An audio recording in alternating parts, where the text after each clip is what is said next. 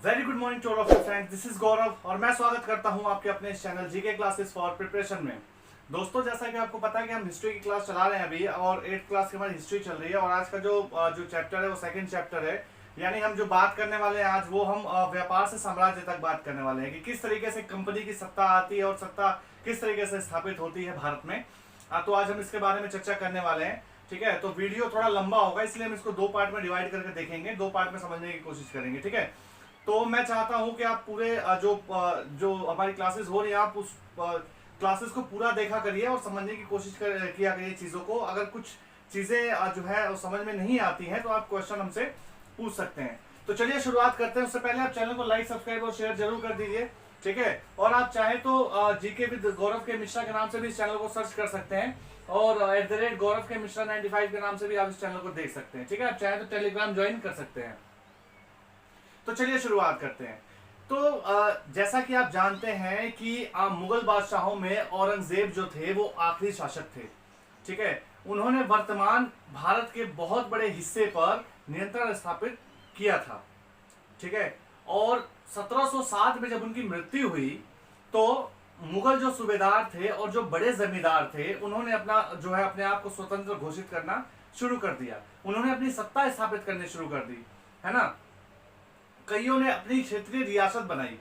ठीक है, अधिक दिनों तक दिल्ली जो है प्रभावी केंद्र, जो हम कह सकते हैं जिस समय औरंगजेब थे और दिल्ली प्रभावित एक केंद्र के रूप में कार्य करता था, इस समय जो था वो दिल्ली जो प्रभावी जो केंद्र था उसके रूप में वो नहीं रहा।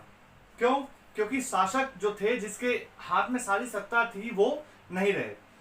अच्छा, 18वीं सदी के उत्तरार्ध तक राजनीतिक क्षितिज पर अंग्रेजों के रूप में नई ताकत उभरी। ठीक है, तो अंग्रेज जो थे पहले, जैसा आपको पता है कि हमने पहले भी डिस्कस किया है कि जो अंग्रेज थे पहले व्यापार करने के उद्देश्य से भारत आए। ठीक है, और वैसे उनका जो इलाके जो थे ना, भारत के इलाकों पर उनके कब्जा करने की जो कह सकते हो कि उनकी दिलचस्पी नहीं थी, वो कब्जा नहीं करना चाहते थे। मेनली वो क्या करना चाहते थे, वो व्यापार करना चाहते थे, वो इस तरीके की झमेले में नहीं पड़ना चाहते थे। ठीक है, तो फिर ऐसा क्या हुआ कि उन्होंने भारत के ऊपर कब्जा करने की कोशिश करनी शुरू कर दी।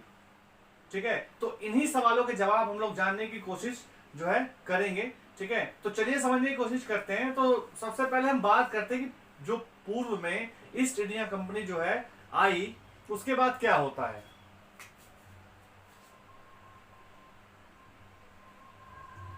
पूर्व में ईस्ट इंडिया कंपनी का आना।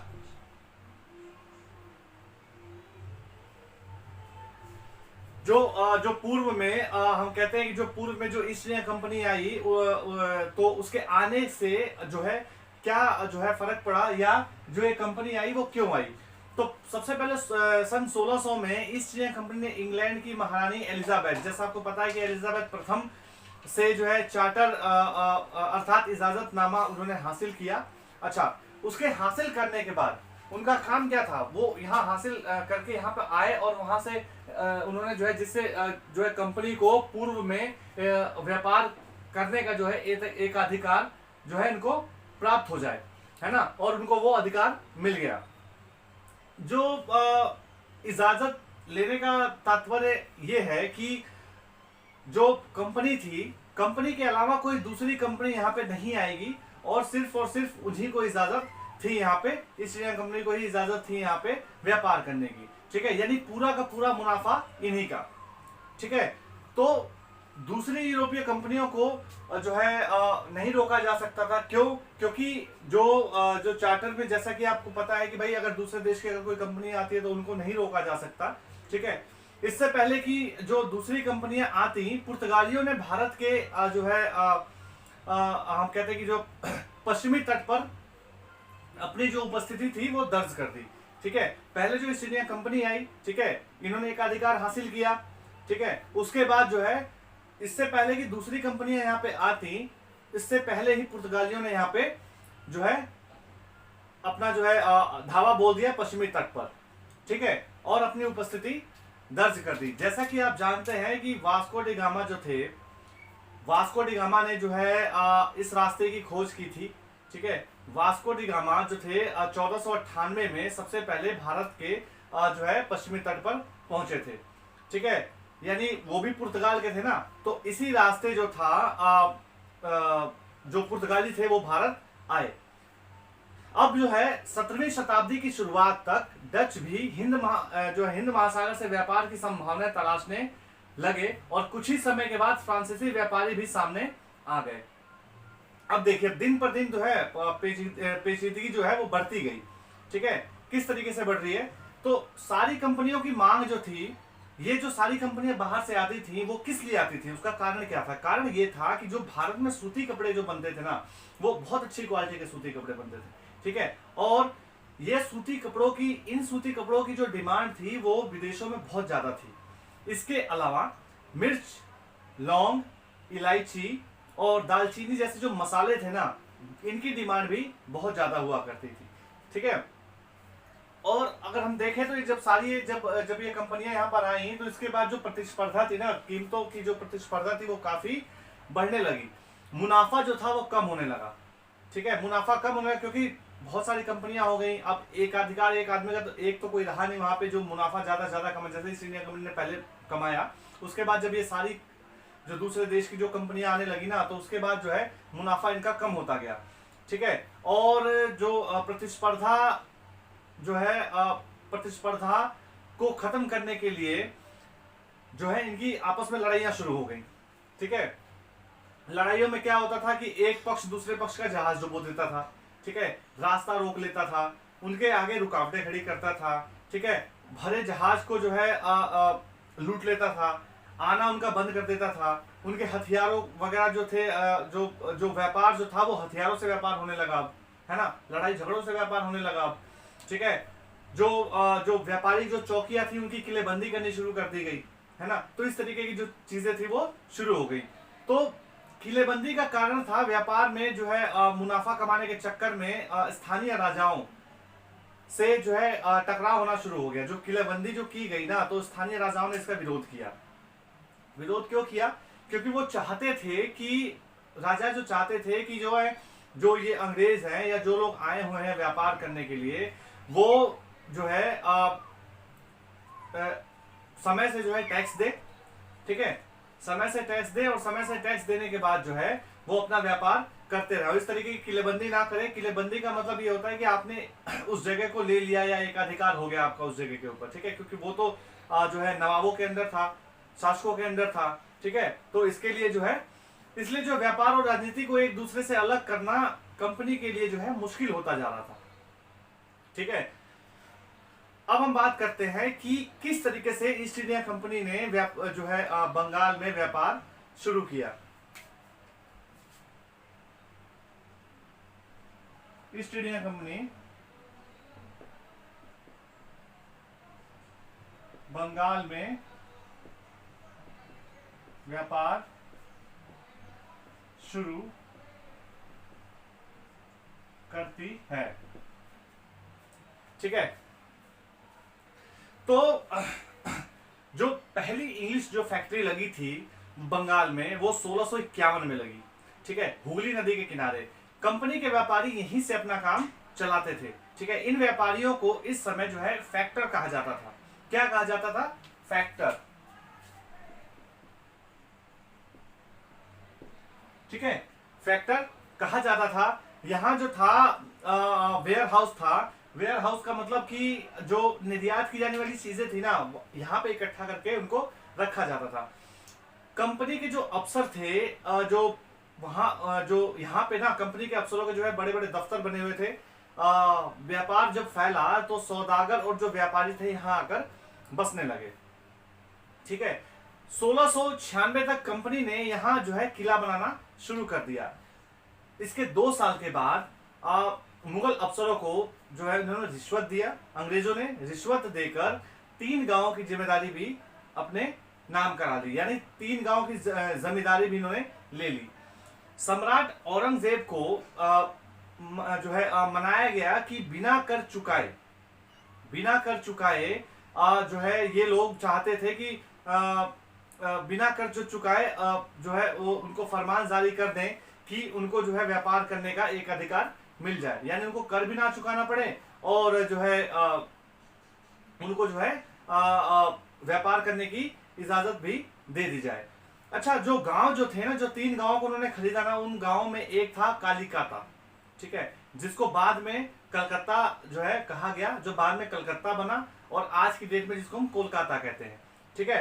तो कंपनी ने ज्यादा से ज्यादा फायदा उठाया। इसके साथ साथ अंग्रेजी अफसर जो हम कहते हैं ना, जो निजी तौर पर जो जो अपना व्यापार जो चलाते थे, ठीक है, उन्होंने भी जो है टैक्स देने से मना कर दिया, ठीक है। और वो भी चाहते थे कि हमें भी छूट मिले, लेकिन भाई कंपनी को तो चलो ठीक है, कंपनी को छूट मिला, लेकिन जो उसके अफसर थे वो जो पर्सनली अपना जो व्यापार करते थे उन्होंने भी छूट मांगनी शुरू कर दी, ठीक है, कर चुकाने से मना कर दिया।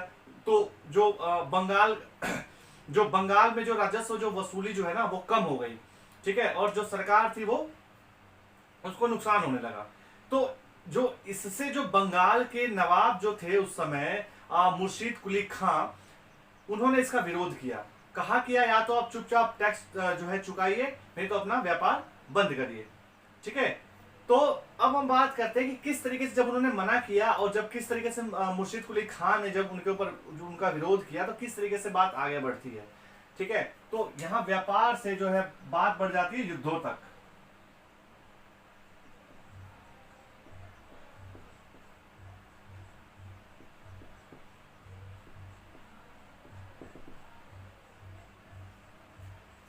ठीक है, व्यापार से युद्धों तक। तो हम देखते हैं कि 18वीं सदी की शुरुआत में जो कंपनी और बंगाल के नवाबों का टकराव काफी बढ़ गया और औरंगजेब की मृत्यु के बाद बंगाल के नवाबों ने अपनी ताकत दिखानी शुरू कर दी थी, जैसा कि हमने पहले बात किया है, और दूसरी क्षेत्रीय ताकतें भी जो है ऐसी ही थी, ठीक है। तो मुर्शीद कुली खां के बाद अलीवर्दी खां, इसके बाद सिराजुद्दौला जो है बंगाल के नवाब बने, ठीक है। और हम देखते हैं उसके बाद जो है ये जो तीनों थे ना, ये तीनों शक्तिशाली शासक थे, ठीक है। जो कंपनी की जो रियासत जो है हम कहते हैं ना, जो कंपनी को जो है इन्होंने रियायत देने से जो है मना कर दिया, ठीक है। और कंपनी से जो है नजराने भी मांगे इन्होंने, ठीक है। और जो अधिकार इनको दिए गए थे उसके बदले इन्होंने उनसे नजराने मांगे, ठीक है। और सिक्के ढालने पर इनको रोक लगा दी, किलेबंदी पर इनकी रोक लगा दी, किसकी? कंपनी की, ठीक है। तो जब इतना जब कुछ होने लगा तो इसके साथ साथ जो है नवाबों ने ये भी कहा कि जो कंपनी जो है ना धोखाधड़ी करती है, धोखाधड़ी का आरोप लगाया नवाबों ने कंपनी के ऊपर, और बंगाल का जो है इसकी वजह से राजस्व कम हो रहा है, ऐसा उन्होंने कहा उस समय, ठीक है। तो कहने का मतलब है कि किस तरीके से अंग्रेजों ने मनमानी जो है करनी शुरू कर दी अपनी, और किस तरीके से नवाब उनसे परेशान होने लगे, ठीक है। उन्होंने कर चुकाना बंद कर दिया, किलेबंदी करनी शुरू कर दी, ठीक है। और जो है अपने सिक्के ढालने शुरू कर दिए, तो इस तरीके के काम करने लगे, ठीक है। और नवाबों को जो है अपमानित करना शुरू कर दिया उन्होंने, ठीक है। तो ये इसका विरोध जो है नवाब जो है करने लगे। अच्छा, कंपनी का क्या कहना था? कंपनी का कहना था कि जो स्थानीय अधिकारियों की बेतुकी मांगों से कंपनी का व्यापार जो है तबाह हो रहा है, ठीक है। जो स्थानीय जो कह सकते उस समय जो नवाब थे, उनकी जो नवाब थे, जो अधिकारी थे, उनकी मांगों से कंपनी का व्यापार तबाह हो रहा है, ऐसा कहना था कंपनी का, ठीक है। और व्यापार तभी चलेगा या फले फूलेगा जब सरकार शुल्क हटा दे, ठीक है। और कंपनी ने व्यापार बढ़ाने की कोशिश की, जैसा हम लोगों ने बात की, ठीक है। अपनी आबादी बढ़ाने की कोशिश की, गांव खरीदे इन्होंने, और जो है इस वजह से झगड़ा जो है दिनों दिन बढ़ता चला गया। और जो झगड़ा था ना वो प्लासी के युद्ध के रूप में हमें देखने को मिलता है। तो आइए चर्चा करते हैं प्लासी के युद्ध के बारे में।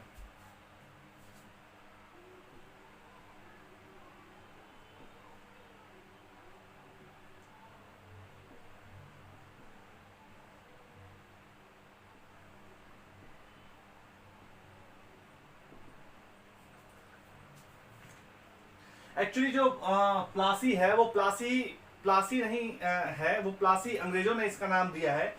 एक्चुअली ये पलाशी है, ठीक है, पलाशी। पलाशी एक तरीके का जो है पौधा है और ये इससे एक फूल निकलता है, ठीक है, जिससे कि कह सकते हो आपकी कलर बनाने में काम आता है, ठीक है, कलर बनाने में इसका यूज होता था, ठीक है। तो इसको पलाशी कहते थे, पलाशी से प्लासी हो गया ये, ठीक है। तो 1756 में अलीवर्दी खां की मृत्यु के बाद जो है सिराजुद्दौला जो थे वो बंगाल के नवाब बनते हैं, ठीक है। 1756 में अलीवर्दी की मृत्यु के बाद सिराजुद्दौला जो थे वो बंगाल के नवाब बनते हैं। कंपनी को उनसे जो है भय था क्योंकि वो शक्तिशाली थे, ठीक है। अपनी इनकी जो कंपनी जो थी, कंपनी चाहती थी ऐसी कठपुतली शासक जिसको वो अपने हिसाब से चला सके, जो उनकी बात माने, ताकि जो उनसे सुविधाएं आसानी से वो ले सके और अपनी जो है मनमानी कर सके, अपना व्यापार चला सके, और अन्य तरीके की जो सुविधाएं थी उनका जो है उनका वो इस्तेमाल कर सके। कंपनी ने चाहा सिराजुद्दौला के जो प्रतिद्वंदी जो थे उनको नवाब बनाया जाए, पर ऐसा नहीं हुआ, ठीक है। नवाब ने कहा कि कंपनी उसके राज्य के जो राजनीतिक और जो दूसरे जो मामले हैं उनमें जो है टांग अड़ाना बंद कर दे। उन्होंने हुक्म दिया कि नवाब ने हुक्म दिया कि राज्य के जो राजनीतिक मामले हैं उसमें टांग अड़ाना कंपनी बंद कर दे, किलेबंदी रोके और बाकायदा जो है राजस्व चुकाए, उसके बाद अपना व्यापार करे, ठीक है। तो ऐसा जो है सिराजुद्दौला ने कहा। दोनों पक्ष जब पीछे नहीं हटे, जब दोनों पक्ष पीछे हटने को तैयार नहीं थे, तो सिराजुद्दौला ने क्या किया कि 30,000 सैनिकों के साथ कासिम बाजार में स्थित इंग्लिश फैक्ट्री पर हमला कर दिया, ठीक है। क्या किया? 30,000 सैनिकों के साथ कासिम बाजार की इंग्लिश फैक्ट्री पर इन्होंने हमला कर दिया, ठीक है। तो नवाब की फौज ने कंपनी के अफसरों को गिरफ्तार किया, ठीक है। उसके बाद गोदाम पर ताला डाला, अंग्रेजों के हथियार छीने, ठीक है, और अंग्रेज जो जहाजों जो है जो जिस जहाज से व्यापार करते थे उन जहाजों को अपने घेरे में ले लिया, ठीक है। फिर कलकत्ता में स्थित अंग्रेजों के किले की ओर जो है इन्होंने कूच कर दिया, ठीक है। कलकत्ता के हाथ से निकल जाने के डर से जो अंग्रेजों ने क्या किया कि मद्रास में जो कंपनी जो तैनात थी अंग्रेजों की ना, वहां पे रॉबर्ट क्लाइव के नेतृत्व में सेनाओं को रवाना कर दिया गया। इस सेना को नौसैनिक बेड़े की मदद भी मिल रही थी। इसके बाद जो है नवाब के साथ लंबे समय तक सौदेबाजी चली, ठीक है, लंबे समय तक उनके साथ सौदेबाजी चली, और सौदेबाजी के बाद 1757 में रॉबर्ट क्लाइव ने प्लासी के मैदान में सिराजुद्दौला के खिलाफ कंपनी की सेना का नेतृत्व किया। कब किया? 1757, ठीक है।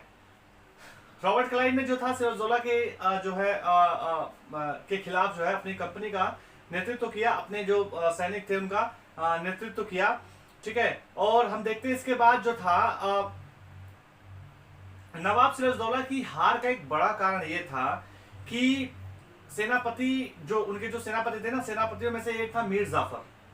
तो मीर जाफर ने उस समय जो था सिराजुद्दौला के खिलाफ जो है, मतलब खिलाफ तो नहीं कह सकते, लेकिन कहने का मतलब सिराजुद्दौला का साथ नहीं दिया उस समय, और अपनी टुकड़ियों को युद्ध में भाग लेने से मना कर दिया। रॉबर्ट क्लाइव ने उसे नवाब बनाने का लालच देकर अपनी ओर मिला लिया था। यह कंपनी की पहली बड़ी जीत मानी जाती है, 1757 प्लासी का युद्ध, ठीक है। यह कंपनी की सबसे बड़ी जीत, पहली बड़ी जीत मानी जाती है। सिराजुद्दौला को मार दिया गया, मीर जाफर को नवाब बनाया गया, ठीक है। इसके साथ साथ हम देखते हैं कि कंपनी अभी भी शासन संभालने को तैयार नहीं थी। उसका मकसद व्यापार को फैलाना था, ज्यादा से ज्यादा मुनाफा कमाना था, ठीक है। वो इस लफड़े में पड़ना नहीं चाहती, जैसा कि हमने स्टार्टिंग में ही हम लोगों ने डिस्कस किया है, ठीक है। और कंपनी अभी भी शासन संभालने को तैयार नहीं थी, ठीक है। इसके साथ साथ हम देखते हैं कि कंपनी को जल्दी ही एहसास हुआ कि नवाब जो है वो हमेशा कठपुतली के रूप में कार्य नहीं कर सकते। उनके ऊपर जिम्मेदारियां भी हैं, उनकी जो प्रभुसत्ता है उसको भी बचाना है, लोगों को ये भी दिखाना है कि किस तरीके से हम भाई सम्मानित व्यक्ति हैं और इस तरीके से काम नहीं करते हैं, ठीक है। तो ये सारी चीजें भी उनके सामने, ये परेशानी बनकर चीजें जो है उनके सामने खड़ी हो गई, ठीक है। मीर जाफर ने कंपनी का विरोध किया तो जो है मीर जाफर को हटा दिया गया, और मीर जाफर को हटा के मीर कासिम को जो है फिर से नवाब बनाया, मीर कासिम को नवाब बना दिया गया। मीर कासिम ने जब परेशान किया तो बक्सर का जो युद्ध था वो युद्ध हुआ। तो 1764 में जैसे आपको पता है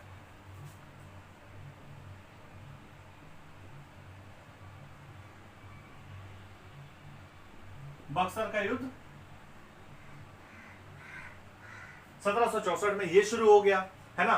तो हम क्या देखते हैं कि इस तरीके से जो है अंग्रेजों को फिर जो है जो मीर कासिम था, मीर कासिम से जो है युद्ध लड़ना पड़ा, उसे हराना पड़ा। फिर मीर जाफर को फिर से नवाब बना दिया गया, ठीक है। अब जो था, अब नवाब को हर महीने अंग्रेजों को 5 लाख रुपए जो है चुकाने के लिए कहा गया, ठीक है। कितने? 5 लाख रुपए चुकाने के लिए कहा गया अंग्रेजों के। किस लिए? और ये 5 लाख रुपए किस लिए चुकाने थे? क्योंकि अंग्रेजों को खर्चे के लिए देने थे, उनके सैनिकों के खर्चे के लिए देना था, व्यापार के लिए उनको देना था, और अन्य तरीके के जो भी उनके जो भत्ते थे, या कह सकते हो जो भी उनकी जो सुविधाएं थी, उनके लिए जो है ये पैसे देने थे।